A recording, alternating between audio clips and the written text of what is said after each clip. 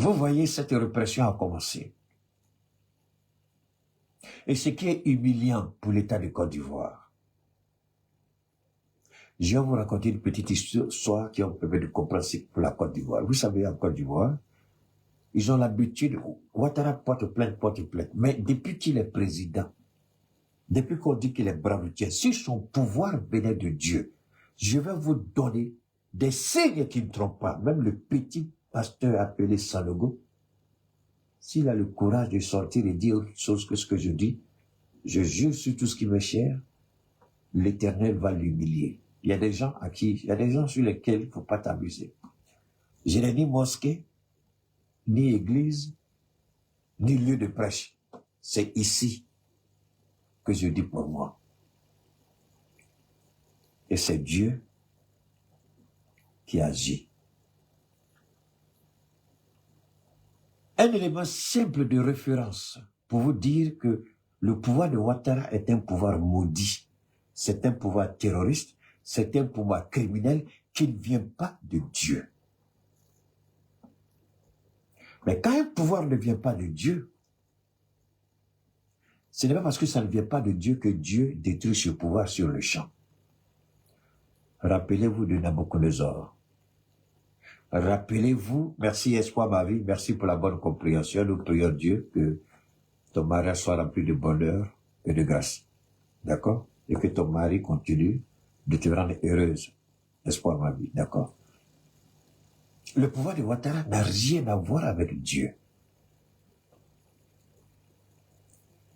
Ça c'est un. Vous me dites, est-ce que le pouvoir de Trump vient de Dieu? Je vais vous répondre si vous écoutez bien.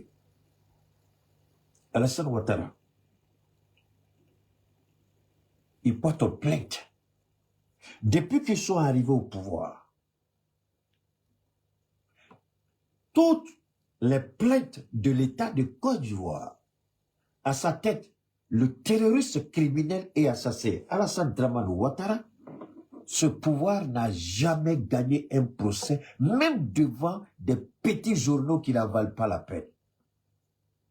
Même des petits journaux qui n'ont même pas un chiffre d'affaires de 5 millions de francs CFA, ils n'ont jamais gagné de procès. Mais c'est en Côte d'Ivoire, curieusement, qu'ils gagnent tous les procès. Posez-vous la question. Et alors, est-ce que réellement ça vient de Dieu? L'Éternel est mon berger, je ne manquerai de rien.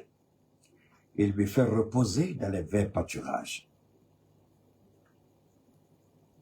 Il me dirige près des eaux paisibles, les verts pâturages, eaux paisibles, restaure mon âme. Il me conduit où? Dans les sentiers de quoi? De la justice. Ça, c'est Dieu. La justice. Permettez-moi de... Oh là là. Toi, je dois faire quoi avec toi pour que tu sois... Ah, c'est compliqué. C'est nouveau, je n'arrive pas à manipuler correctement ce truc-là parce que... Ok, c'est bon. Voilà, c'est bon. La justice. Quand vous regardez le pouvoir de Ouattara, je voudrais bien qu'on me dise où se trouve la justice ici. Où se trouve la justice dans tout ce que fait Ouattara. Je n'ai pas fini, hein? Écoutez bien. Je suis en train de régler ça, c'est... Voilà, le niveau là est bon. Ok, c'est bon. Alors donc, son pouvoir ne vient pas de Dieu. S'il y a un petit bâtard qui se dit pasteur ou prophète ou qu'il ait le courage de sortir. Parce que si je le maudis, je vous donne un délai de temps pour que son humiliation soit vécue et que vous soyez témoin pour voir. Si tu es garçon, voilà, je te demande pardon, il faut sortir pour m'attaquer ou me contredire. Je te demande pardon, il faut sortir. Avant que Dieu te frappe, il va t'envoyer d'abord une vision. Et puis ensuite, il va te frapper.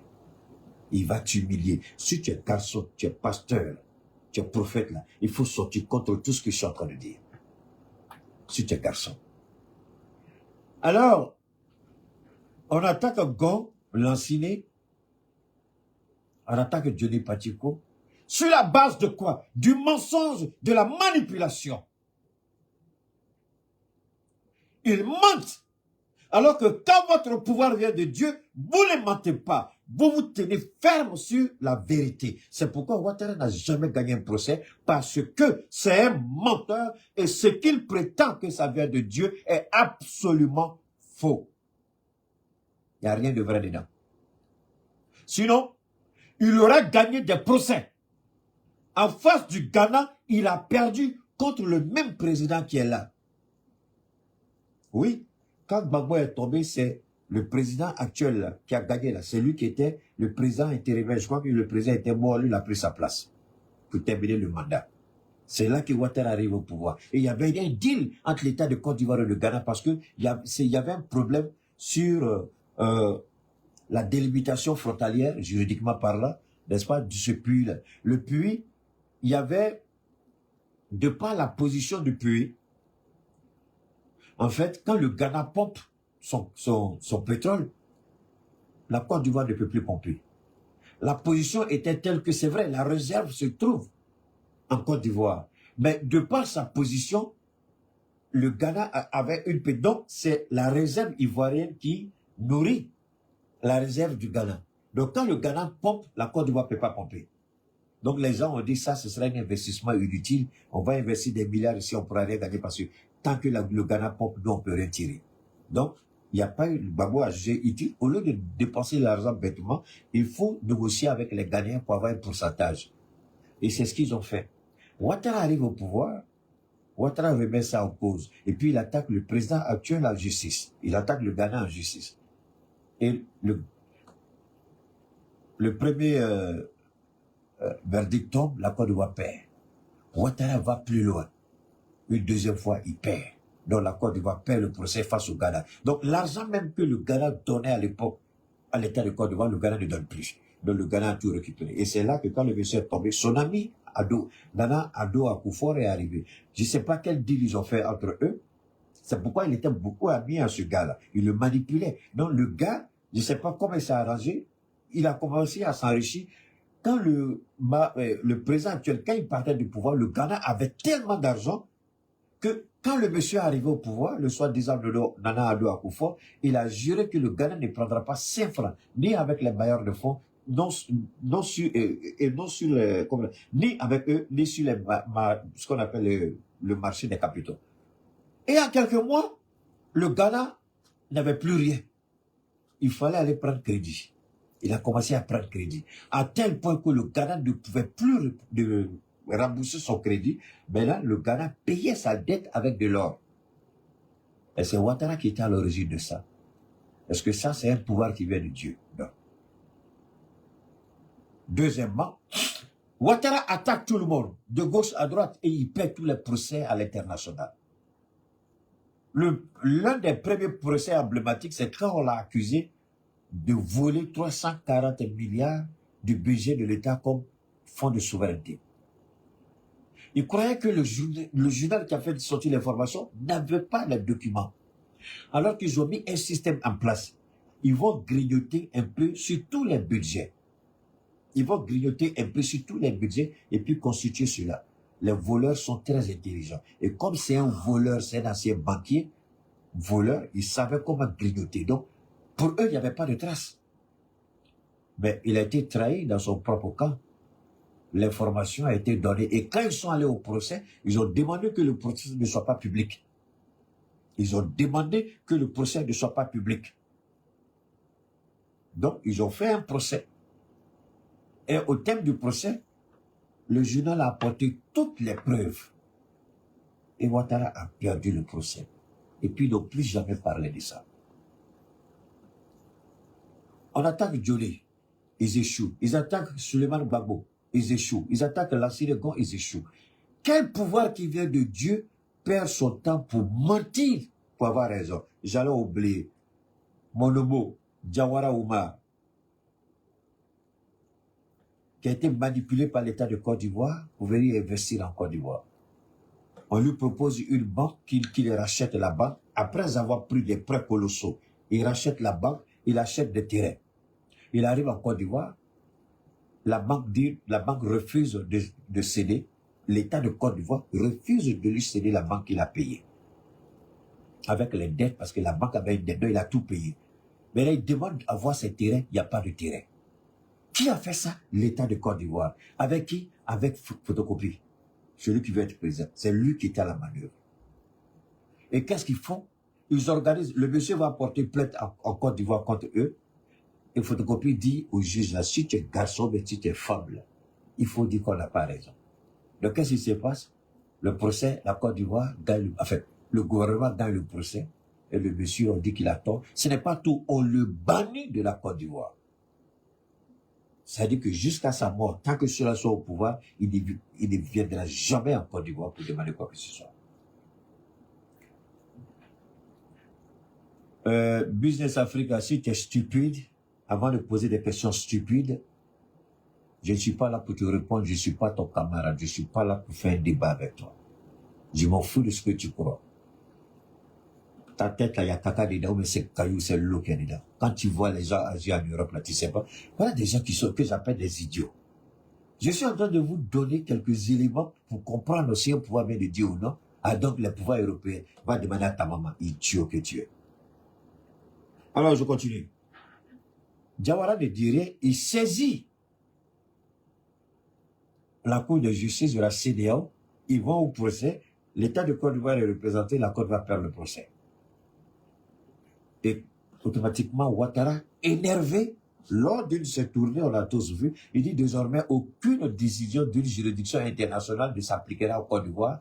Et ce monsieur malhonnête, maléfique, satanique, terroriste et tyran, voleur et criminel, il donne sa propre interprétation de ce qu'on appelle les clauses internationales. C'est-à-dire que les clauses internationales déterminent quand c'est validé par votre Assemblée nationale, donc le pays accepte de renoncer à une partie. Vous voyez, dans le il y a un bâtard qui est là que j'ai fait sortir de mon direct. Donc, on fait sortir, vous se comprenez, je répète, Ouattara donne sa propre interprétation de ce qu'on appelle les clauses internationales. Qui impose. Donc, je l'ai déjà, et quoi si, il est déjà parti, je l'ai déjà banni, c'est fini. Je l'ai déjà chassé de votre direct. Donc, qui vous disent qu'une partie de votre souveraineté, vous cédez une partie de votre souveraineté pour le droit international. Mais Ouattara dit non, désormais, lui-même, il va regarder. Si ça n'arrange pas la Côte d'Ivoire, il refuse. Si ça arrange la Côte d'Ivoire, il accepte. Voilà pourquoi celui qui a dit ça, il va au Nigeria et demander à la CEDEAO de punir qui? Le Niger, et il est prêt, lui, à faire une intervention militaire. Je vous plante le décor pour savoir à qui on a fait. Parce que je vais tuer Ouattara dans ce direct. Je suis en train de présenter le décor. Je vais le détruire, Ouattara. Je vais le dépecer, Ouattara. Je vais le circoncire, lui et son frère, ici, pendant ce direct. Parce que ce sont des maudits de la pire espèce. Ce sont des malédictions humaines de la pire espèce. Je suis en train de planter le décor, je n'ai pas encore commencé mon direct. Donc partagez, installez-vous. Donc Ouattara perd, j'ai ma propre interprétation du droit international. Waouh! Wow! On a vu ça où? Donc, quand la Côte d'Ivoire a tort, ça ne s'applique pas. Quand la Côte d'Ivoire a raison, ça s'applique. Ça, c'est la malhonnêteté. C'est l'idiotie. C'est l'irresponsabilité et c'est la bêtise humaine. Ce n'est pas tout, on continue. Donc, le jeune Diawara saisit une juridiction internationale et la Côte d'Ivoire perd. Vous êtes au courant? Air Côte d'Ivoire, un avion a été saisi à 2 reprises. La première, c'était au Mali, la deuxième, c'était au Congo-Brazzaville, puisque lui-même, il est ressortissant du Congo-Brazzaville d'origine malienne. Ça a été saisi et c'est dans l'humiliation que l'État de Côte d'Ivoire reconnaît une dette qu'elle ne voulait pas reconnaître. Donc, la Côte d'Ivoire a payé. Même pas un centime n'est resté au dehors. Alors, posez-vous la question. Quel est ce pouvoir qui vient de Dieu et qui paie tous les procès? Quel est ce pouvoir qui vient de Dieu et qui paie tous les procès? Maintenant, vous me dites, est-ce que le pouvoir des Européens, ça vient de Dieu? Vous n'avez qu'à regarder la guerre en Ukraine pour savoir si c'est un pouvoir qui vient de Dieu. Des dirigeants qui poussent un autre pays à faire tuer leurs enfants, à sacrifier leurs enfants. Permettez-moi, je vais vous montrer une image dont l'Afrique, le monde n'en a pas besoin. Donc, c'est aussi clair et c'est aussi limpide que ça. C'est aussi clair et c'est... Donc, la Côte d'Ivoire, le pouvoir de Ouattara ne vient pas de Dieu. Ça n'a rien à voir avec Dieu. Les arrestations, les emprisonnements, les enlèvements. Alors, ils croient peut-être qu'ils sont arrivés. Mais vous savez, Dieu est un Dieu de la justice. Dieu n'agit pas dans le désordre. Merci à toi, Bar. Je vais répéter. Dieu est un Dieu de la justice. Ce n'est pas un Dieu du désordre. Je vais vous dire pourquoi. Avant que Dieu frappe,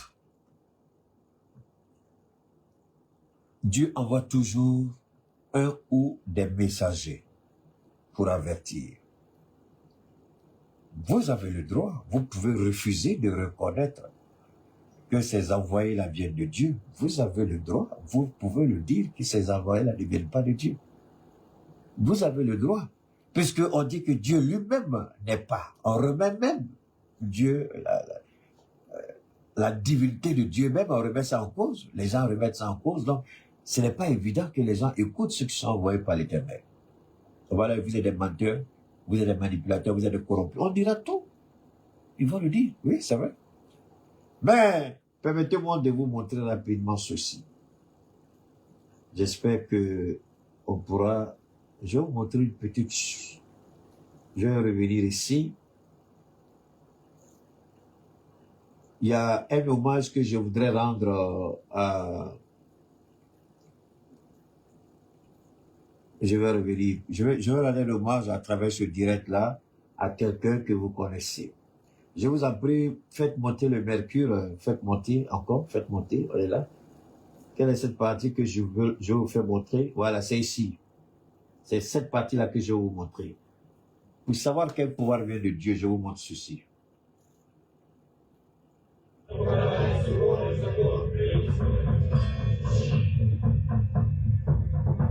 J'espère que vous voyez tout ça. Voilà, regardez ça.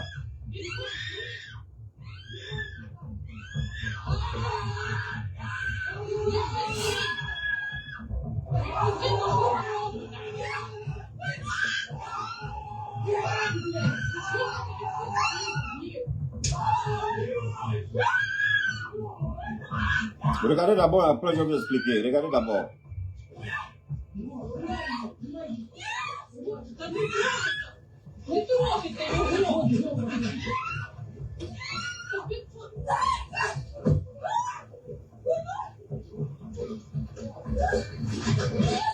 Ok.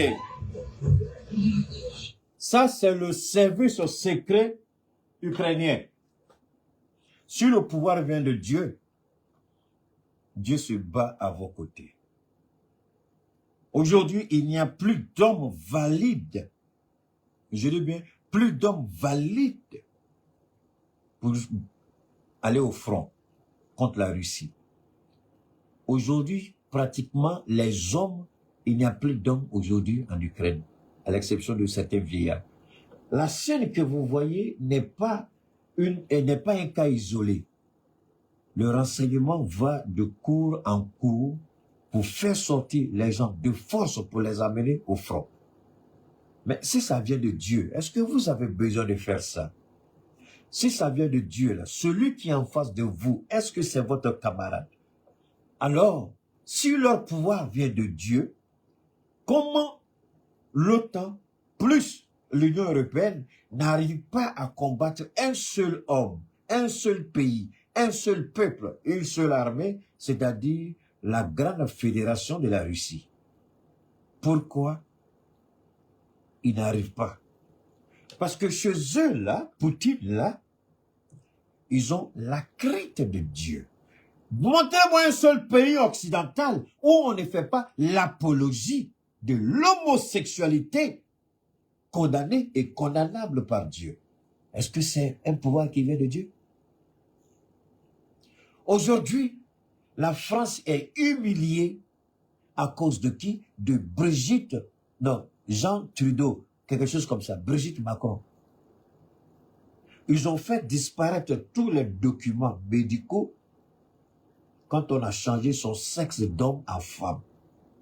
Mais aujourd'hui, les juges disent qu'elles se mettent nues pour qu'on vérifie s'il n'y a pas eu de changement de sexe.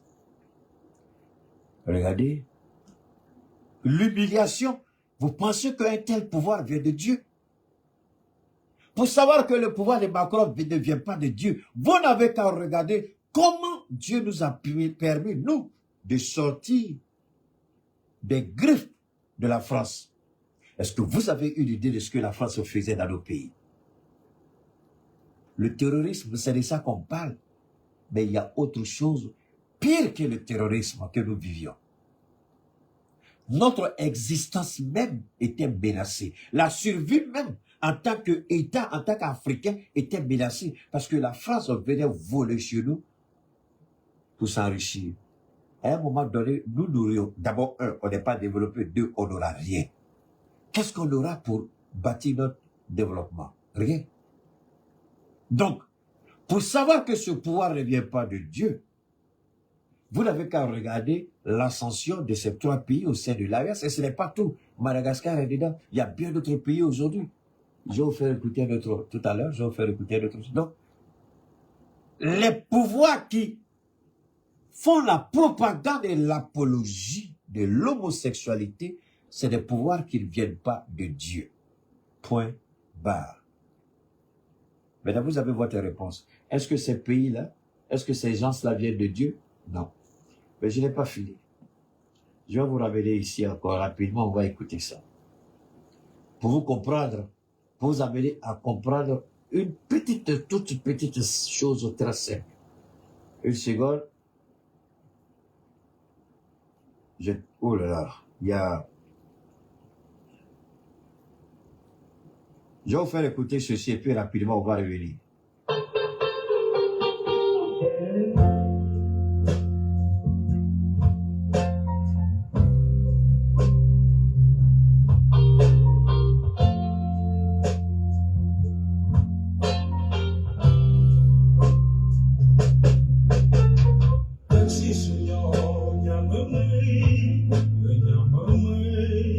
Je voudrais rendre un hommage à Baïs Pinto.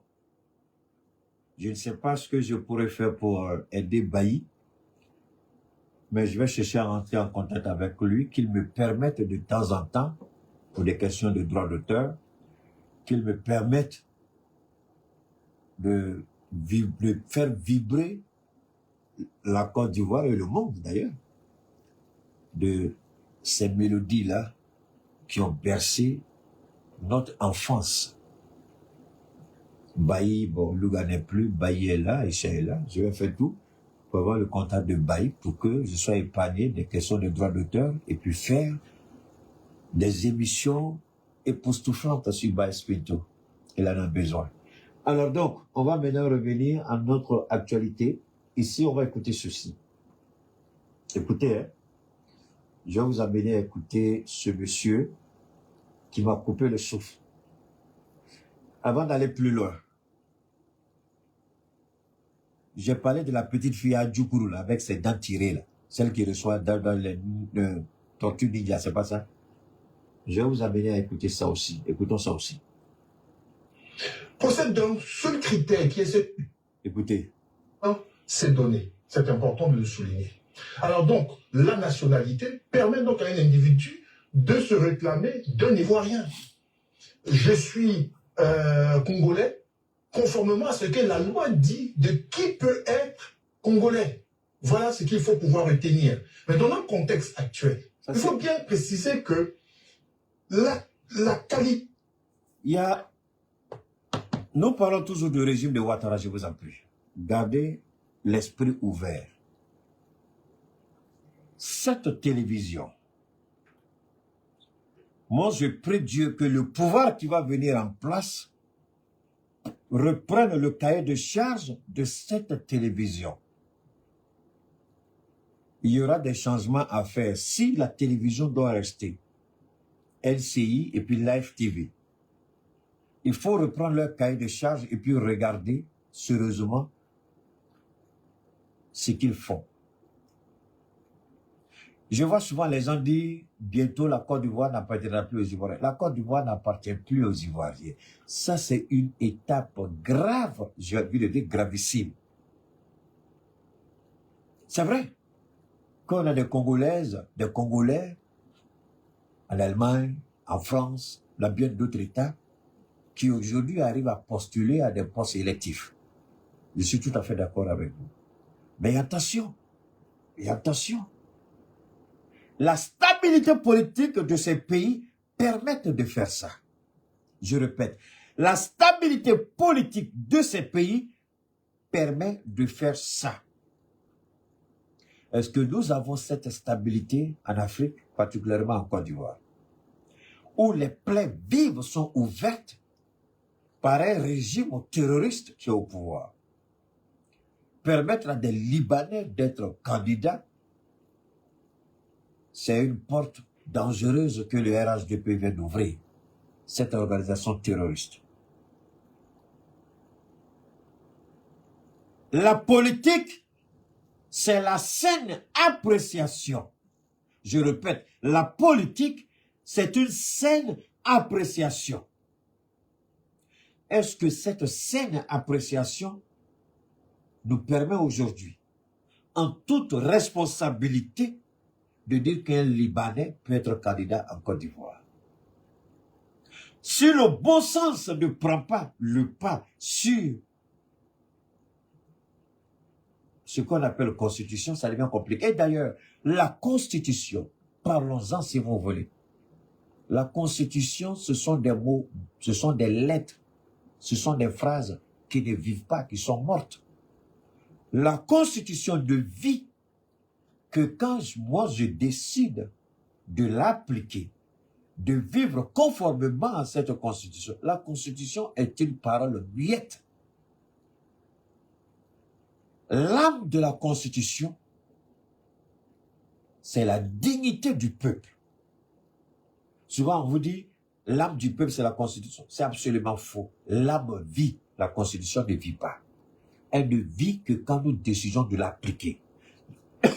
Tant que nous ne l'appliquons pas, elle ne vit pas. Et la constitution ne peut vivre que lorsque nous, l'application de la constitution, ce n'est pas seulement les gens sont tellement bêtes. Hein? Ah, tu es en train de jeter l'eau sur moi maintenant, d'accord, j'ai compris. Alors, réfléchissons encore une fois. Pour que la constitution soit une constitution stable pour un pays stable, il faut que le niveau de développement, le niveau de légitimité, de souveraineté, de moralité, de probité, le niveau social, pour ne pas dire sociologique, il y a tellement d'éléments qui rentrent en compte quand on parle de constitution. Mais attention, il faut que nous soyons nous-mêmes dans une position pour que cette constitution-là soit appliquée à nous. C'est ça la réalité. Mais quand vous écoutez ici, Ouattara veut déclarer la guerre aux Ivoiriens. Pendant que vous empêchez des Ivoiriens dignes de ce nom d'être candidats, vous permettez à des Libanais d'être candidats. Montrez-moi une seule commune au Liban où un Ivoirien peut être candidat. Nos sœurs ivoiriennes africaines au Liban sont violées, Souvent même, on leur demande de s'accoupler avec leurs animaux domestiques. Parce qu'on ne considère pas le noir au Liban comme un être à part entière. Nos sœurs qui sont là-bas, là, si je m'en vais venir ici pour porter plainte contre moi. Souvent, les animaux domestiques couchent avec nos sœurs là-bas, au Liban. Qui a le courage d'aller, un Ivoirien, dit tu vas être candidat au Liban, le lendemain ils ont brûlé ta maison. Pourquoi on veut faire ça en Côte d'Ivoire? Parce que tu as la nationalité, mais ça s'arrête là. Pour le moment, on n'est pas prêt à voir. Si le pouvoir était un pouvoir juste, un pouvoir sincère et un pouvoir honnête qui permettait à tout Ivoirien, mais vous, c'est pas seulement, attention, des Libanais, attention, hein. Il y a des Maliens même, c'est-à-dire les Maliens qui nous insultent, là, les Maliens qui insultent Assimi Goïta, les Maliens qui chient sur leur propre pays, là, eux, ils sont candidats RHDP. Mais regardez bien, ces candidats dont on parle là, ce sont des candidats RHDP. Ce ne sont pas des candidats PDC, enfin je m'en fous de PDC dans tous les cas. Ce ne sont pas des candidats MPI ou PPAC, mais ce sont des candidats RHDP.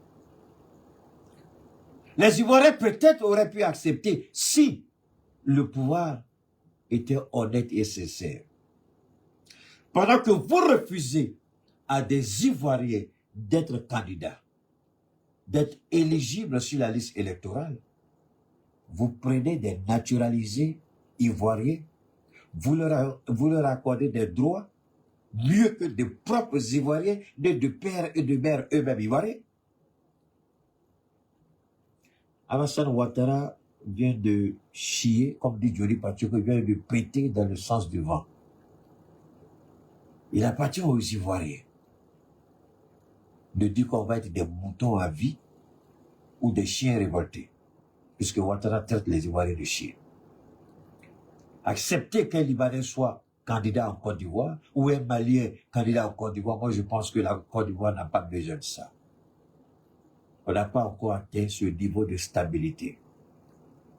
Ce niveau de stabilité n'est possible que quand le gouvernement lui-même envoie un signal fort, c'est-à-dire pas de discrimination. Mais quand vous faites la discrimination, vous refusez à des Ivoiriens d'être candidats et puis vous choisissez des soi-disant Libanais qui ont là. Alors, c'est pourquoi je dis, cette histoire de NCI, c'est la radio 1000 collines du Rwanda qui est là. Voilà ce qui va tuer le pays. Voilà ça va détruire la Côte d'Ivoire. Je vous le dis, ça va détruire la Côte d'Ivoire. On a vu des Congolaises qui sont députées en France. On a vu des Congolaises qui sont députées en Angleterre, en Allemagne. Mais leur discrimination n'est pas ce que nous voyons en Côte d'Ivoire. Moi, je n'aurais aucun problème avec ça si l'État de Côte d'Ivoire était honnête, si on ne faisait pas de la discrimination. Mais vous ne pouvez pas faire la discrimination et demander aux Ivoiriens de supporter ça. Ce n'est pas possible. Écoutez ça. Des électeurs et l'aptitude à devenir, à faire acte de candidature possède donc ce critère qui est celui. Ça dit que ce bâtard qui est là, ce monsieur-là, c'est pas sa première fois. Celui-là, j'espère que vous le connaissez. Ça, ce sont des gens qui vont brûler la Côte d'Ivoire. Il fait partie de ceux qui vont brûler la Côte d'Ivoire. Ce monsieur que vous voyez, je répète, regardez-le bien. C'est des gens, si demain la Côte d'Ivoire brûle, que les Ivoiriens se rappellent de son visage, il fait partie de ceux-là. Défendez une cause qui est juste et noble. Défendez une cause qui est acceptable. On commet l'injustice, on dit aux Ivoiriens accepter. Et en même temps, pendant qu'on refuse aux Ivoiriens le droit de compétir à une élection, on permet aux naturalisés d'être déçus des natifs, c'est-à-dire l'allogène commande l'autochtone. Ça, c'est en Côte d'Ivoire. Ce n'est pas une question d'ouverture, ce n'est pas une question de disposition constitutionnelle. La constitution dont le petit bâtard là ici se réfère, cette constitution-là n'est pas respecté. Donc Ouattara ne reconnaît la Constitution que quand ça s'applique selon sa vision. Mais une autre interprétation de la Constitution ne s'applique pas à lui parce que c'est quelqu'un qui est malhonnête, quelqu'un qui a dit cette Constitution dans tous les cas ne me permet pas d'être candidat. C'est Ouattara qui a dit. C'est lui qui a dit. Et puis après il dit, tu connais la Constitution mieux que moi. Voilà deux paroles qui sont de la bouche d'un maudit. C'est pourquoi je dis son pouvoir n'est pas de Dieu. Son pouvoir n'est pas de Dieu. Son pouvoir est un pouvoir satanique, démoniaque, luciférien. C'est Lucifer en question, le terroriste en chef, la malhonnêteté à outrance, la mauvaise foi. On ne peut pas aimer quand même les enfants d'Oufoué et puis détester en même temps les enfants d'Oufoué. On ne peut pas prétendre dire qu'on aime la paix et puis créer les conditions du chaos.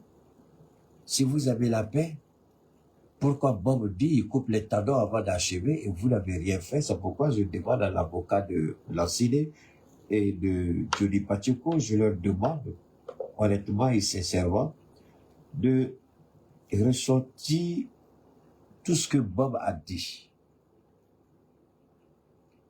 Et puis,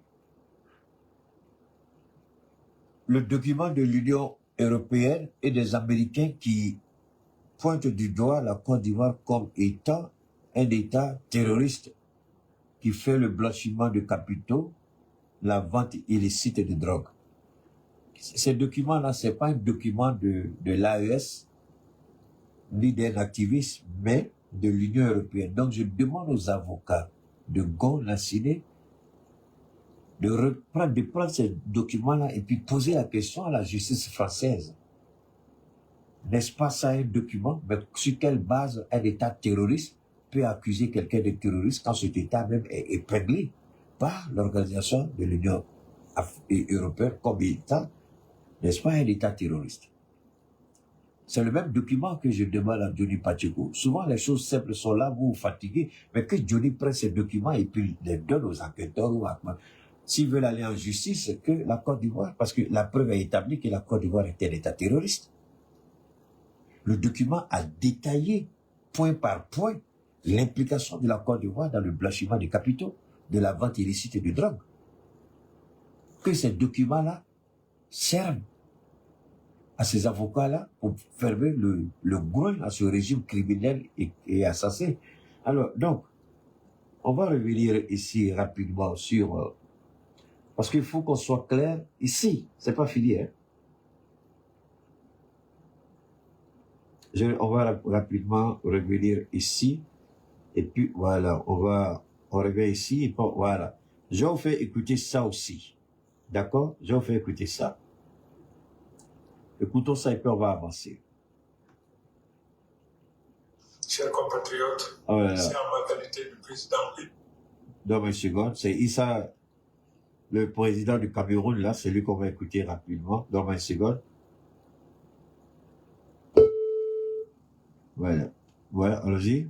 On va écouter. La République du Cameroun, que je prends la parole pour qu'en raison de l'extrême gravité dans laquelle nous nous trouvons, il est utile de porter à la connaissance du monde en général et des nations qui ont érigé la démocratie et le respect des droits de l'homme comme fondement de leur existence, porter à leur connaissance le fait que tout le peuple camerounais aujourd'hui se trouve le dos au mur, confronté à une menace existentielle de la part de ce régime qui pratique du gangstérisme d'État, qui terrorise nos populations, procède à des purges politiques, purges au faciès, purges dans toutes les régions de notre nation.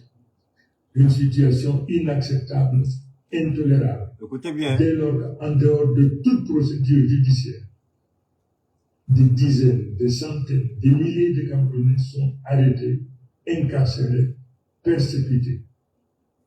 Je voudrais donc également attirer l'attention de tous les Camerounais. Pourquoi je vous fais écouter ce monsieur? Contrairement à Tidiane Thiam, qui fait la fuite en avant. Et je voudrais demander à notre jeune frère Gon Lansine, de ne pas vraiment trop s'afficher avec Tidjane Thiam. Je vais être honnête avec Gon.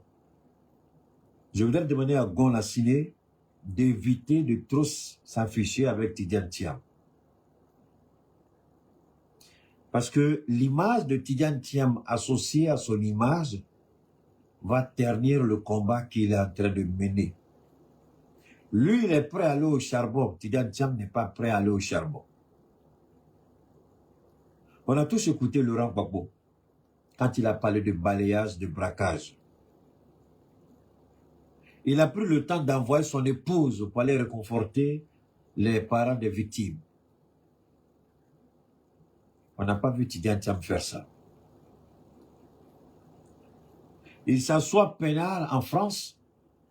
Il veut aller à des élections pendant que des gens sont morts pour sa cause. Mais écoutons ici ce que dit Issa Tirova. Au lieu de tous ceux qui ont foi en Dieu, du sacrilège, de la profanation auquel s'est livré le président Biya lors de la soi-disant prestation de serment. Il va expliquer tout de suite quelque chose. Biya a osé. Vous savez, quand Dieu veut vous frapper, là, Dieu vous laisse aller à l'extrême gravité. Mais pendant ce temps, on va donner le conseil fatigué, vous n'allez pas écouter le conseil. Souvent, les gens, ils comprennent mal quand nous, on fait des références par rapport à la Bible. Souvent, les gens font des bêtises, ils ne comprennent pas trop ce que ça signifie. Pourquoi? Je vais m'arrêter là rapidement et puis je vais continuer. Je crois qu'il y a une information que je voudrais partager rapidement avec vous.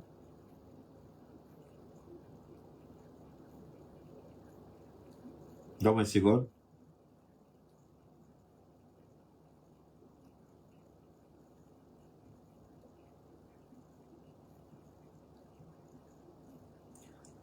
Alors, vous savez, rapidement, c'est par rapport à mes produits rapidement. Il y a beaucoup de personnes qui, là où je vais attirer l'attention des gens, souvent les gens me contactent par rapport à des besoins bien précis, pour des questions de santé, je veux dire. On a fait, et puis je donne des informations. Souvent les gens disparaissent des radars. Et puis ils reviennent des mois après. Chez eux, peut-être, ils pensent que chez moi, les messages sont effacés, les messages sont là.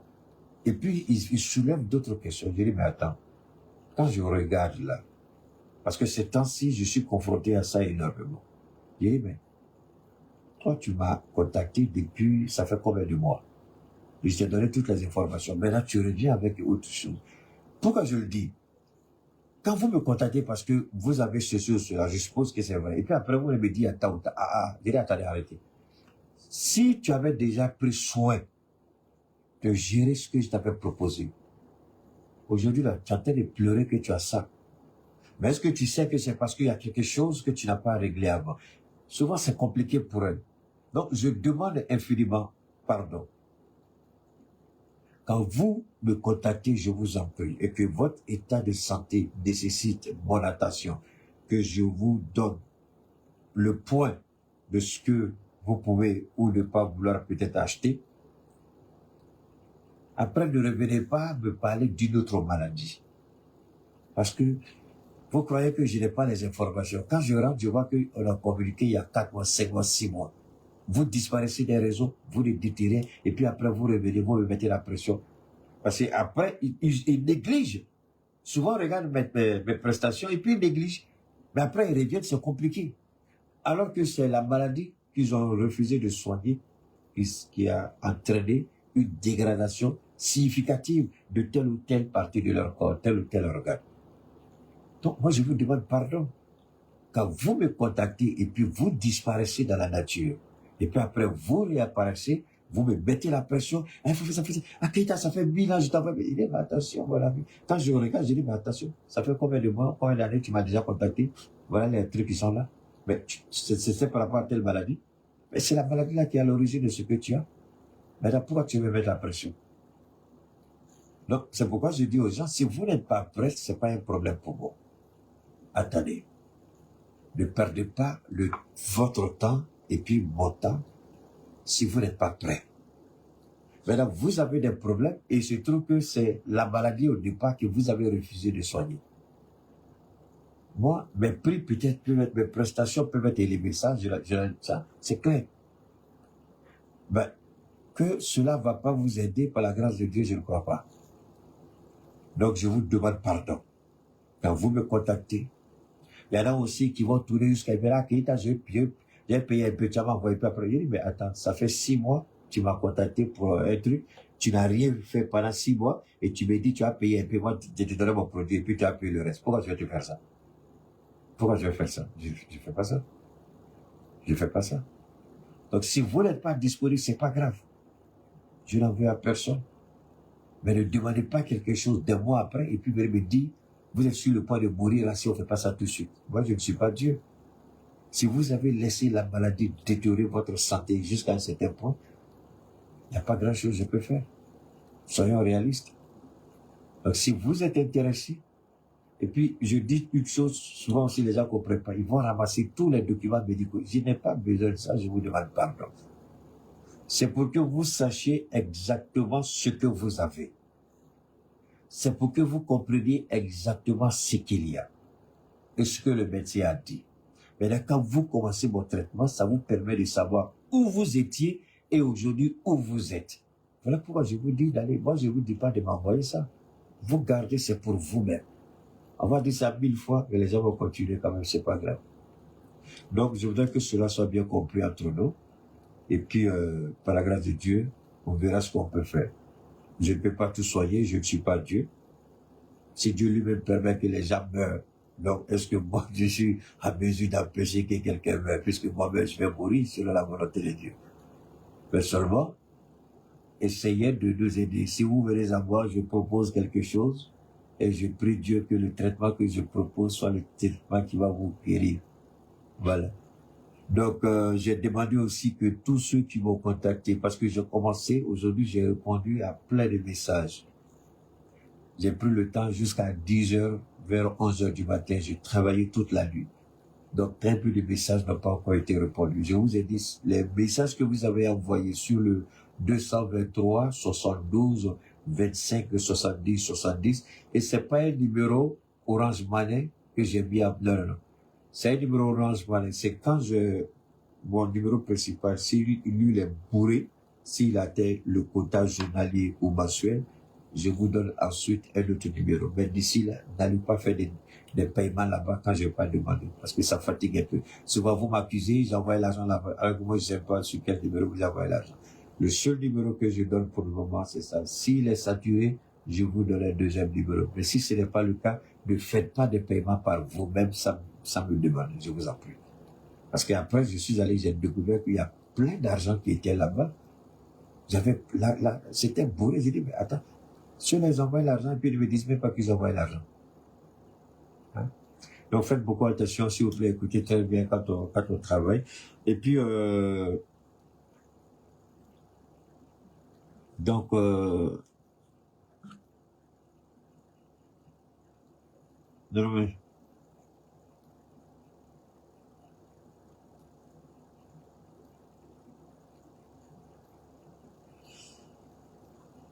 donc, on va aller, d'accord? Si vous envoyez des messages sur le numéro 223 72 25 70 70, s'il vous plaît, ramenez tous les messages là sur le numéro actuel là, 223 72 77 47 88. 223 72 77 47 88. Une dernière fois, 223 72 77 47 88. Je vous en prie, arrêtez les appels, c'est un numéro WhatsApp, envoyez un message WhatsApp et puis je vous réponds. Hein? Vous envoyez un message précis par rapport à votre préoccupation précise et je vous réponds. Et quand je réponds, si vous voyez que le montant vous pose un problème, vous avez la possibilité de faire des propositions de paiement. Mais quand vous disparaissez, vous les détirez, après vous revenez, vous dites, ah, Keita, ça va pas vraiment, si tu fais que je dis, bon, désolé, je suis pas Dieu. Je vais aller à mon rythme. D'accord? Je n'empêche personne, je n'impose rien, je vous fais une proposition, vous me faites une contre-proposition, comment vous pouvez payer, et puis on avance, c'est tout. Alors, on s'en va. Alors, maintenant, on va écouter ça pour terminer. Le monde entier sait que Biya n'a jamais été élu. La nation camerounaise dans son ensemble sait que Biya n'a jamais été élu. Mais qu'il se permette de poser la main sur la Bible au nom de Dieu. Il apparaît donc aujourd'hui à tout le monde que pour M. Biya, Dieu n'est qu'un instrument qui lui permet donc de réaliser. Vous avez compris. Donc, Paul Biya, malgré qu'il a 92 ans, va encore mentir sur la Bible. Paul Biya n'est pas un cas isolé. Est-ce que vous voyez? Je vais être clair avec vous. Paul Biya n'est pas un cas isolé. Paul Biya n'est pas un cas isolé. Alassane Ouattara est un autre cas. Parce qu'Alassane Ouattara trompe tout le monde. Pendant le mois de jeûne, on le voit dans Boubou. Alors que c'est un gars qui n'est jamais rassasié de viande de porc et de boire le vin. Le jour des grandes prières, vous le voyez en basin blanc. Mais quand nous on regarde tout ça, nous on rit parce que c'est une façade que Dieu ne permettra pas. Vous n'allez pas utiliser le nom de Dieu en vain. Il va vous faire payer ça. Si vous pensez que la politique et puis l'affaire de Dieu, c'est pas la même chose, vous vous trompez. Vous vous trompez lourdement. Et Paul Biya aujourd'hui, c'est dans ce cas de figure qu'il est. Il sait qu'il n'a pas gagné les élections parce que les procès-verbaux sont aujourd'hui disponibles. Et les procès-verbaux, tout le monde a ça. Mais qu'est-ce que vous avez vu le jour de la prestation de serment de Paul Biya? Vous avez vu les institutions, vous avez vu les représentations diplomatiques là-bas, les pays qui sont accrédités au Cameroun, vous avez vu tous les ambassadeurs. Alors qu'ils savent très bien que Paul Biya n'a pas gagné les élections. C'est là que le peuple africain doit se réveiller. Ces institutions-là s'en fichent de nous éperdument. Ces institutions n'ont pas besoin de nous. Ces institutions se fichent de ce que nous pensons. Donc, est-ce que vous croyez que recadrer Paul Biya par la force, puisqu'il a violé la loi, il a violé son serment. Il dit qu'il va respecter la Constitution, mais il n'a pas respecté la Constitution parce qu'il sait qu'il n'a pas gagné ces élections-là. Mais il s'accroche au pouvoir. Mais comme au Cameroun, comme en Côte d'Ivoire, j'ai écouté des petits journalistes là qui sont en train de raconter leur vie. Madame, il y a qui sait. On a vu une Range Rover sous forme de limousine. Le gars dit c'est un Maybach Mercedes. J'ai dit, on peut être aussi malhonnête jusqu'à ce point où il était sous.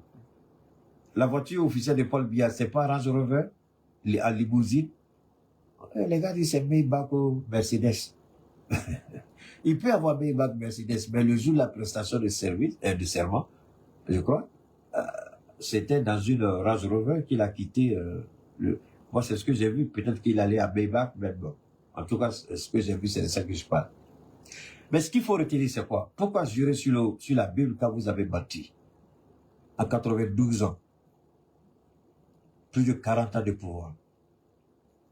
Tu ne peux même pas marcher, tu ne peux même pas. Parce que le jour de la prestation, il a fait tellement de bêtises. Il ne savait même pas où il était.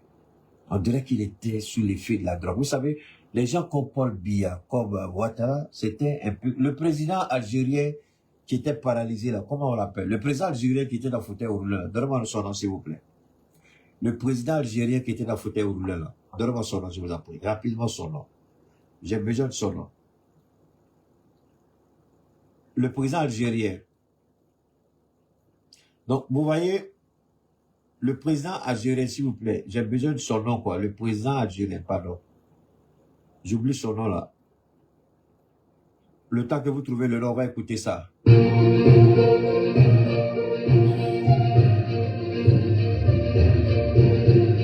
On a discuté. Ce débat, je l'ai soumis au CSP. Bon, je n'ai pas besoin de vous dire les résultats parce que le CSP, c'est un conseil pour la stratégie stratégique et politique. C'est pour me donner des conseils. On écoute, hein? On a créé cette structure. Voilà. Et donc, souvent, fois, je convoque le CSP. Merci. Il me donne des conseils. Quand c'est dans un calme plat, je prends ce qu'ils me disent et j'exécute. Bon. Ce que dit le président Gbagbo ici, c'est évidemment, il y a des choses à faire. Ce que dit le président Gbagbo, je le répète une dernière fois, il y a des choses à faire. Il prend conseil, mais le plus important, toutes les décisions qu'il prend, ce sont des décisions qui sont mûrement réfléchies. Il ne se lève pas comme ça par un coup de tête magique et puis il fait. Contrairement, pourquoi Gbagbo dit ces genre de choses-là? C'est pour mettre Tidjane Thiam. Vous savez, Gbagbo est très intelligent. C'est un dinosaure politique, je vous l'ai dit. Gbagbo Laurent ne va pas sortir comme ça pour allumer Tidjane Thiam. Non, Gbagbo Laurent va parler de sorte que chacun comprenne que la voie que Tidjane Thiam a choisie n'est pas la bonne voie. Pourquoi Gbagbo nous parle ici de CSP? Il parle de communication, il parle d'échange, il parle de conseil. Mais quand Tidjane Thiam s'assoit là-bas, avec qui il parle, avec qui il échange, et quand vous l'écoutez, la raison pour laquelle on peut épiloguer là-dessus, on peut ne pas être d'accord avec Maurice Gikawe, mais Maurice Gikawe a claqué la porte parce que Tidjane Thiam ne consulte pas, il se lève, il prend les décisions. Est-ce que Tidjane Thiam est sur le territoire pour comprendre quels sont les enjeux? C'est vrai qu'il a fait sortir Bledou, Soumaïla et autres personnes, ça c'est une bonne chose, mais est-ce qu'il est sur le terrain ici pour comprendre le véritable enjeu? Pourquoi le PDCI se précipite-t-il pour aller à ces législatives quand on sait que tout est biaisé? Mais on nous a présenté le découpage même électoral même pose problème. La plupart de tous les sièges du Parlement se trouvent au nord, alors que quand on regarde la densité de la population dans le nord, autant pour moi, quand on regarde la densité de la population dans le nord, c'est une densité qui est largement inférieure à celle que nous avons au centre et puis au sud. Mais curieusement, au centre et au sud, on n'a pas suffisamment de sièges à l'Assemblée nationale. Mais c'est le nord qui rafle tout. Et j'ai même entendu par mon jeune frère, Souleymane Gbagbo, on a même confisqué les corps. Les gens veulent rendre un hommage à ceux qui sont tombés. On refuse. Et quels sont ceux qui étaient sur le terrain pour rendre hommage? C'était le PPACI et le FPI d'Afrique Guessa. Où était le PDCRDA? Soyons honnêtes. Tidjane Thiam dit qu'il est quelqu'un d'ouvert, mais moi je pense qu'il est rancunier. Parce que la sortie de Laurent Gbagbo, ça fait mal à Tidjane Thiam. Le fait que le PPACI, quand les gens me disent « Ah, PPACI va aller, je dis « Je ne crois pas à ça ». On dit « Ah, PPACI va partir », je dis « Tant que je ne vois pas, je ne crois pas ».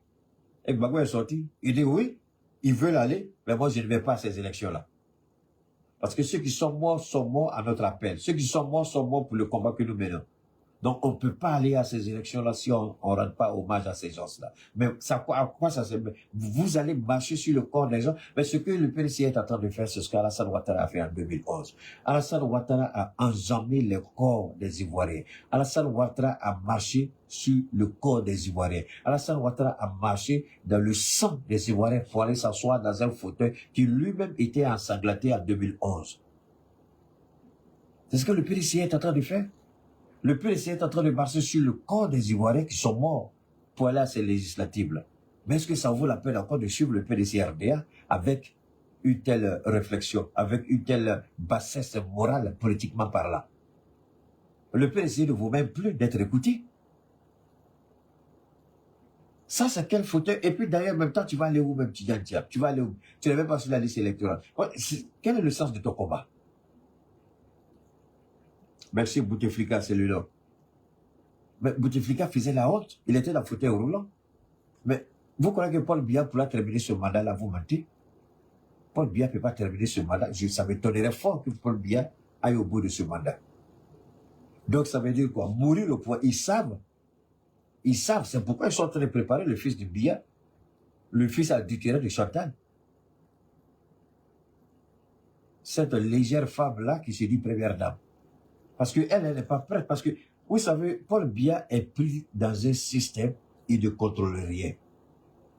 Moi, je pose la question à sa fille Brenda, peut-être que la drogue qu'elle prend, elle ne prend pas ça comme ça. Et attendez, c'est pas ma bouche de les piment. Brenda, elle se drogue, tout le monde sait. C'est pas ma bouche de les piment. Vous l'avez qu'elle a regardé, elle est jamais sombre. On a toujours l'impression qu'elle est dans les nuages quand elle parle. La langue est lourde dans sa bouche, le regard est figé. C'est des choses qu'on connaît. Quand elle parle, sa langue est lourde. Quand vous êtes sous influence, la langue est lourde dans la bouche, le regard est hagard, et c'est ce qu'elle est. Chaque fois qu'elle sort, c'est comme ça qu'elle est. La question, c'est de savoir si ces drogues de son papa, elle prend aussi, parce que pour que Biya soit comme ça, il faut qu'on le drogue. Il faut qu'on le drogue. Vous n'avez pas besoin de moi, vous n'avez qu'à demander dans les indiscrétions du pouvoir, ils vont vous parler de ça. C'est tout. Donc, ici, la réalité, elle est toute simple. Paul Biya, ils se disent qu'il va mourir cette affaire, dans ce mandat-ci, là. C'est leur souhait que Paul Biya meure pour qu'il soit enterré avec dignité. Et automatiquement, la Constitution ne sera pas respectée, hein, comme on l'a vu au Tchad, là. Non. Ils vont choisir son fils directement pour succéder à son père. Donc, ce qui fait que, à l'intérieur du palais présidentiel au Cameroun, quelqu'un m'a dit que vous perdez, vous là, vous menez le bon combat. Mais le Camerounais, là, c'est chacun qui veut manger. Chacun veut manger. Donc, Chantal, elle sait très bien qu'elle aura besoin de certaines alliances pour installer son fils. C'est-à-dire que elle aussi, elle veut mourir au palais. Son mari est mort, à sa qualité de première dame. Son fils prend le pouvoir, et puis elle reste la reine-mère au pouvoir. Alors, parce que cette réalité, il faut comprendre. C'est ce que Biya là, il ne vit plus. Un gars, prestation de service, il ne sait même pas où il était. Il posait même la question où il était. Je ne sais pas, il ne peut pas couper le micro, le gars qui était à côté de lui, il parlait, puis on l'entendait. Le micro n'était pas coupé. Il ne sait même pas ce qu'il faisait là-bas. Après, on lui donne le test, il faut lire. Il a lu un test, mais est-ce qu'il a compris ce que lui-même il a lu? On lui a présenté une Bible, est-ce qu'il a compris même qu'il était en train de jurer sur une Bible? Il n'était pas lui-même Paul Biya. Il était déconnecté. On veut forcer le peuple camerounais à croire que le monsieur va bien, il a toutes ses potentialités, toutes ses capacités cognitives, mais c'est absolument faux, c'est pas vrai. Donc aujourd'hui en Côte d'Ivoire, on a un régime qui est criminel, qui est assassin, qui vole et qui pille. Et aujourd'hui, le régime en Côte d'Ivoire, même chose que le régime au Cameroun, qu'est-ce qu'ils sont en train de faire? Ils sont en train de préparer la succession et de Ouattara et de Biya. Au Cameroun, ils savent déjà qui va succéder à Biya. Enfin, si Issa Thirouma laisse, parce qu'il dit qu'il leur donne 48 heures. Et il va donner l'ordre au peuple de descendre dans la rue. Est-ce que Tidjane Thiam est capable de faire ça? Moi, je pensais que Tidjane Thiam, il criait wow, wow, wow. Je pensais que c'est un chien qui a, un tigre un chien qui aboie, qui n'a pas de corps, qui n'a pas de griffes. Il n'a qu'un château de cartes, Tidjane Thiam, politiquement parlant. Je ne remets pas en compétence ses capacités professionnelles de banquier, non? Mais politiquement, il est nul. Tidjane Thiam, politiquement, il est zéro. Politiquement, il n'en vaut pas la peine. Politiquement, les Ivoiriens ne doivent même pas sortir pour ce monsieur-là. Parce qu'il ne reconnaît même pas le sacrifice des Ivoiriens. Il ignore même. Vous avez écouté le message du PDC-RDA. J'ai été clair. On n'a pas boycotté, c'est parce qu'on nous a exclus. Donc tous ceux qui ont manifesté, tous ceux qui ont boycotté, qui ont été arrêtés, qui ont été emprisonnés, qui ont été tués, c'est pas leur problème, ils ne vont pas présenter leurs excuses. Même si vous ne l'avez pas fait, indirectement, ils ont fait votre parole. Vous aurez dû reconnaître à ces Ivoiriens-là ce sacrifice. Et Thiam, tu as tapé poteau. Tu n'as pas été honnête. Et Gbagbo Laurent aujourd'hui, avec Afi Guessan, les deux en Côte d'Ivoire, Daniel Bodi Claverie, les trois, c'est eux qui vont mener ce combat-là, avec, il y a un autre monsieur d'une organisation de la société civile, j'oublie son nom, le collaborateur de Maître Bouga, Lui, il est resté en Côte d'Ivoire. Donc, souvent aussi, je vais vous dire, il y a des gens qui me contactent, qui croient que en Afrique, non, dans le Sahel, les gens veulent texter. C'est-à-dire que moi, je regarde les gens et puis je ris. Ah, Keïta, on voudrait passer par toi pour voir si les présidents de l'AES, là, ils peuvent nous armer, ils peuvent nous donner des armes, ils peuvent nous faire ceci, ils peuvent nous faire cela. Mais est-ce que vous êtes une bête? C'est bon, je vais vous dire, venez dans l'AES et puis allez voir Simi ou le capitaine ou et qui va vous donner des armes. Est-ce que dans votre tête, là, ça marche? Parce que j'ai dit, je vais soutenir tout ce qu'il fait, tout ce qu'il faut, parce que donc on pense que je suis prêt à entrer dans ce conflit militaire-là. Donc les gens croient que vous n'êtes pas plus intelligent que moi. Je vous regarde. Nous disons que les Ivoiriens doivent prendre leurs responsabilités. Nous, on n'a pas demandé à quelqu'un de venir nous donner des armes au Mali. On n'a pas demandé à quelqu'un de venir nous donner des armes au Burkina. Pourquoi pensez-vous qu'il faut forcément avoir des armes pour aller tuer Ouattara? Pourquoi vous ne demandez pas à la population? Quand ils viennent avec les idées déjà dit, hey, laissez affaire d'armes, je ne suis pas dedans. Mon combat, c'est le peuple. Le peuple, c'est la meilleure arme pour faire tomber Ouattara. Alors, si c'est pour faire tuer les Ivoiriens, 2-3 personnes, vous allez prendre des armes, et puis les Ivoiriens vont mourir là. Et puis, je vous connais que c'est moi, je vous dis, sauf que vous n'avez rien compris, vous ne me connaissez pas encore. Moi, je ne donne pas d'armes à quelqu'un, je n'oriente personne vers aucune de nos personnalités ou aucun de nos pays. Vous voulez que Ouattara tombe, c'est le peuple qui doit se lever contre Ouattara. Les Malgaches, on leur a pas donné des armes. Ils ont été tués. Les Tanzaniens, on leur a pas donné des armes. Ils ont été tués. Alors, pourquoi vous voulez que c'est dans l'AES à nous, le président va vous dire, venez, on vous donne des armes. Vous avez ça où? Non, on n'a pas d'armes à donner à quelqu'un. On va soutenir le peuple dans ce combat-là. Donc, si c'est ça votre idéologie, vous croyez que vous allez avoir Keïta qui va tomber dans votre piège, c'est que vous ne connaissez rien encore de Keïta. Vous ne le connaissez pas. C'est pas comme ça que je vois les choses. Moi, ce que je dis, c'est le peuple qui doit s'assumer. C'est le peuple qui doit dire non. Parce que Ouattara, j'ai écouté mon jeune frère Babokole, Ouattara, ils ont essayé d'envoyer des terroristes au Mali, mais ils n'ont pas regretté, avec des Ivoiriens, ils n'ont pas regretté. Actuellement, ils ont tous été envoyés au repos éternel. Je vous ai dit que nous n'allons pas nous amuser avec notre espace frontalier avec la Côte d'Ivoire. Nous allons sécuriser, et si quelqu'un pense qu'il est à mesure de passer, qu'il passe. S'il pense qu'il peut faire quelque chose, ou qu'il passe, parce que on a allumé les terroristes jusqu'à Sikasso, dans les environs de Sikasso. On a nettoyé copieusement tout ce que Ouattara a armé et puis l'envoyé. Et tous. Tous, ils ont au repos éternel. Parce qu'il y a des armes qu'on a, je vous ai dit, ces armes-là, on va pas les utiliser maintenant.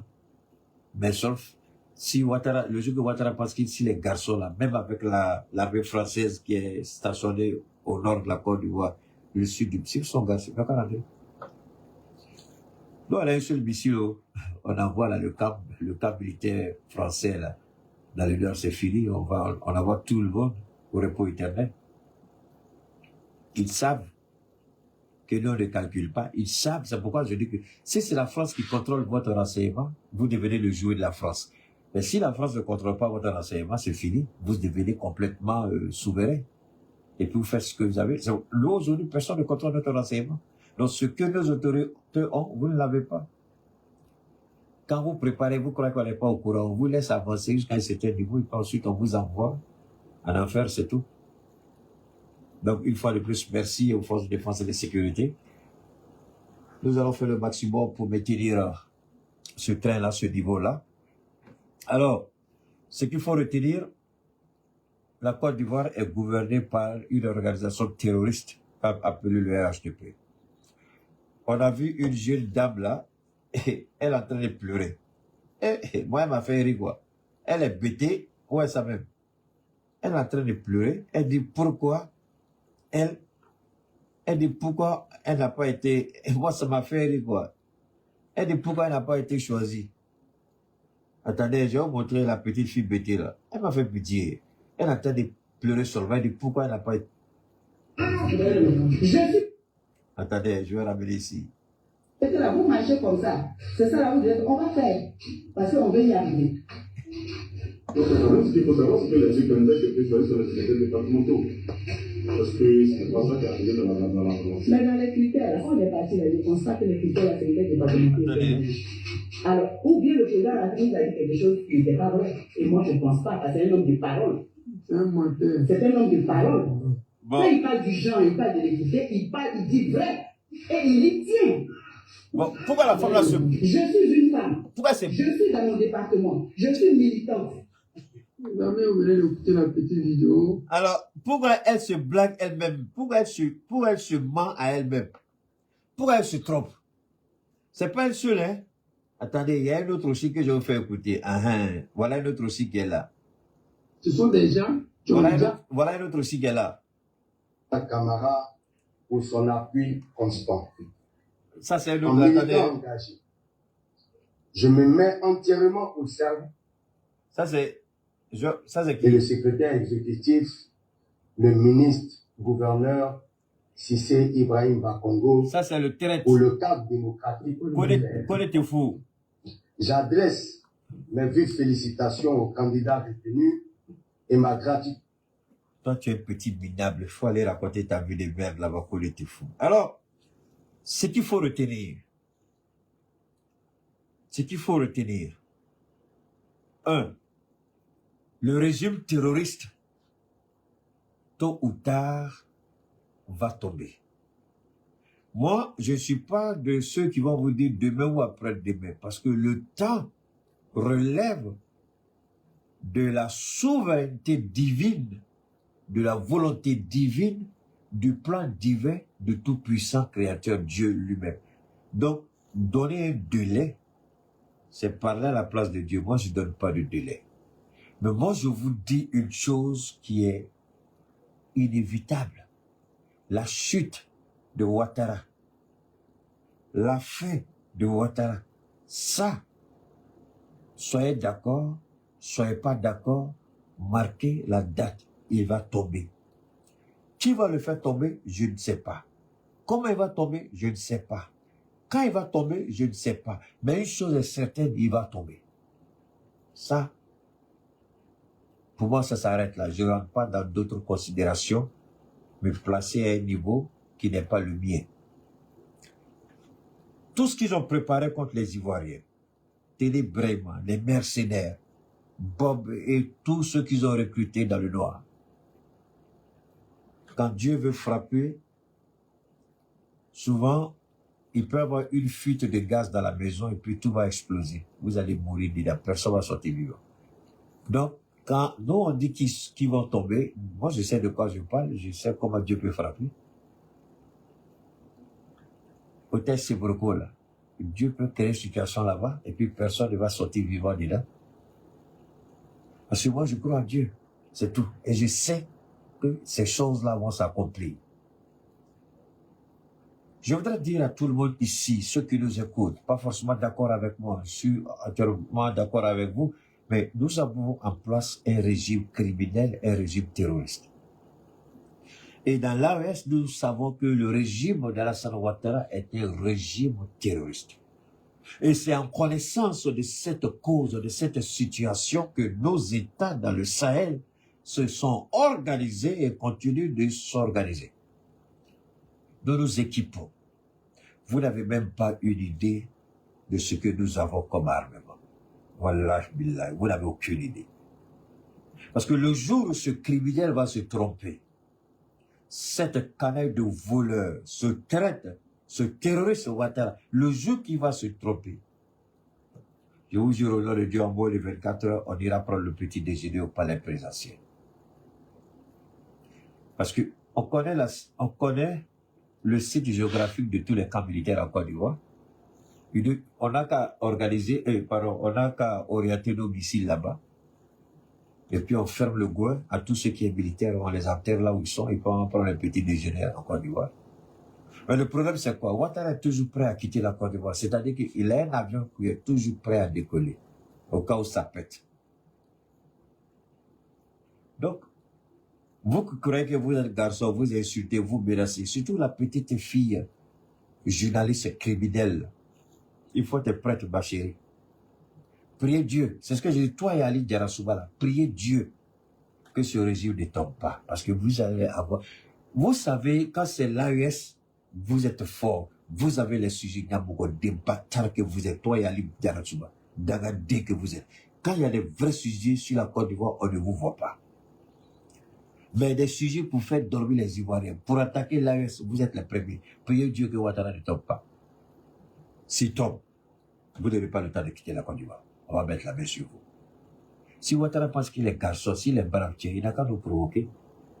On va même pas envoyer les 5000 soldats de l'AES. Le Burkina seul va s'occuper, ou le Mali seul va s'occuper de la Côte d'Ivoire. Si vous pensez que vous êtes un garçon, parce qu'on vous attend parler sur les plateaux de télé, il y a eu des coups de feu, il y a eu des tirs de sommation, blabla. Vous blaguez. Vous blaguez, c'est pas ça. Nous, on est dans la guerre là-haut, on n'a pas peur de coups de fusil. Nous, on est dedans. Ouattara a peur d'acheter les armes. Toutes les armes que Ouattara a achetées en Côte d'Ivoire, c'est pour sa propre sécurité. Hein. Ouattara n'a pas acheté d'armes pour mener un combat offensif de haute intensité comme nous on le fait. Parce que nous, on est prêts. La guerre à haute intensité, on est prêts. On est en train de s'équiper. Ces missiles qui vont vous couper le souffle. On est en train de s'équiper, on n'est pas en train de s'apaiser. Ouattara peut tenter une seule fois. Il n'a qu'à tenter pour voir. Quand vous avez des plaisantins sur vos plateaux de télé qui marchent, là, c'est pas ça. Nous, on ne parle pas. Nous, on dit, tentez-nous une seule fois. Provoquez-nous une seule fois. C'est qu'on demande à Ouattara. Si les garçons, il n'a qu'à tenter une seule fois. Si les garçons, il n'a qu'à tenter une seule fois. Au nom de Dieu, on va raser tous les camps militaires qui sont choses. On va faire comme la Russie.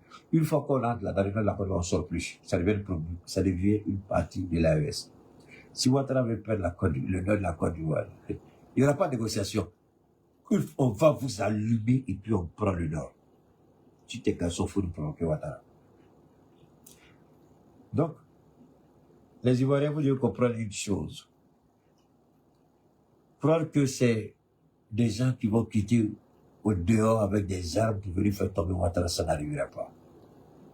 Je vous le dis, c'est pas aujourd'hui, je le dis, je le réaffirme. Si c'est ça votre souhait, alors quittez la Côte d'Ivoire avant que cela n'arrive.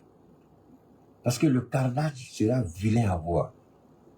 Donc, ceux qui se blaguent dans les coulisses, qui appellent les gens, il faut le soutenir. Moi, je ne suis pas la personne indiquée. Allez-y chercher ailleurs.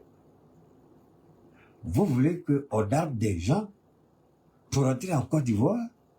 Non, on n'a pas peur de ça. Mais est-ce que vous êtes prêts à assumer ce qui va se passer? Est-ce que vous avez une idée de ce que vous dites? Que le peuple se lève contre Ouattara. Voilà la meilleure façon de faire tomber Ouattara. Alors vous voulez que nous on donne raison à Ouattara pour dire que, ah ouais, Soro Gueye est dans l'AES, donc c'est lui qui a l'origine de ça. Dès que vous êtes, c'est moi que vous pensez que vous allez avoir, vous que je suis un petit garçon dès la dernière pluie, là, c'est ça que vous croyez? Et puis vous allez communiquer avec moi, enregistrer tout ce que j'ai à dire et puis utiliser ça contre qui? Vous croyez que je suis de la dernière pluie? C'est moi que vous voulez piéger? Réveillez-vous. Réveillez-vous. Vous croyez que je suis... C'est-à-dire qu'avant même de venir à moi, là, je sais déjà ce que ténébrement dans la tête. Quand je vous dis juste, je dors là où vous êtes caché, vous n'avez pas encore compris. C'est moi que vous voulez manipuler, c'est moi que vous voulez avoir la bouche et puis blablabla. C'est moi. D'accord? Ouattara va tomber, c'est les Ivoiriens qui ont fait tomber Ouattara. Personne ne quittera dans l'AES pour faire tomber Ouattara. Mais cependant, s'ils nous provoquent, si les garçons, si bandent comme Tamaourou, je ne sais pas si bandent comme, en tout cas, si bandent comme Tamaourou, même si bandent pas, il n'a qu'à essayer.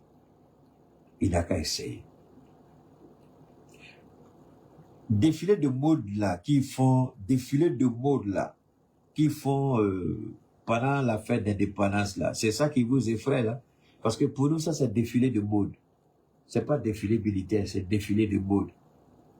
Vous défilez avec des avions empruntés, avec des chars loués, Et c'est nous que vous voulez effrayer.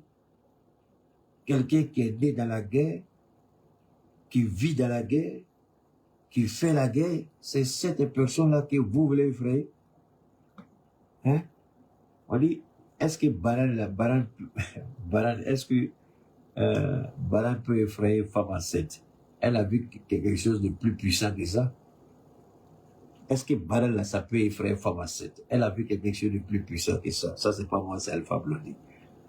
Donc, nous, on vous dit ceci.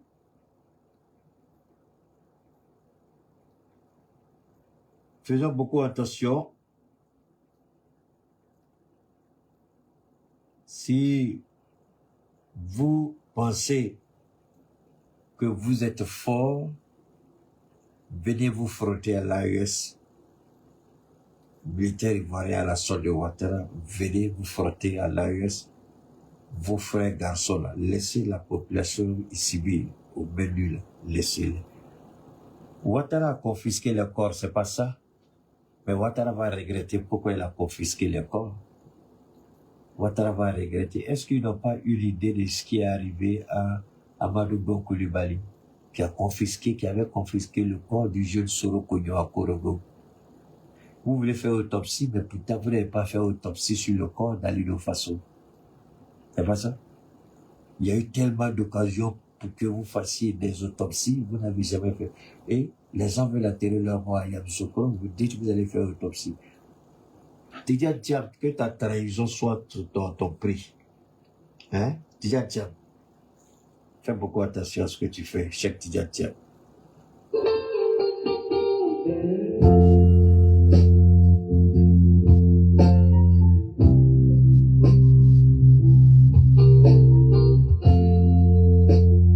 Merci infiniment à toutes et à tous.